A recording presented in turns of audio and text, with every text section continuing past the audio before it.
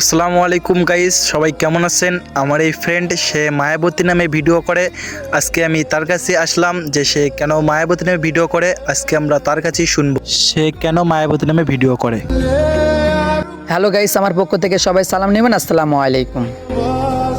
আমার বন্ধুরা অনেকেই প্রশ্ন করে তুমি মায়াবতী নামে কেন ক্যাপশন বানাও বা কেন ভিডিও ছাড়ো।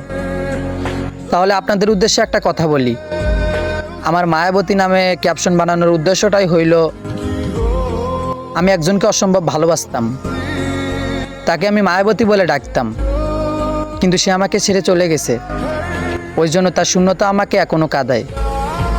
ওই জন্য তার স্মৃতিগুলো মনে পড়তে আমি মায়াবতী নামে ক্যাপশনগুলো ছাড়তাম। আমার এই বন্ধুর মুখ থেকে আপনারা সবাই শুনলেন।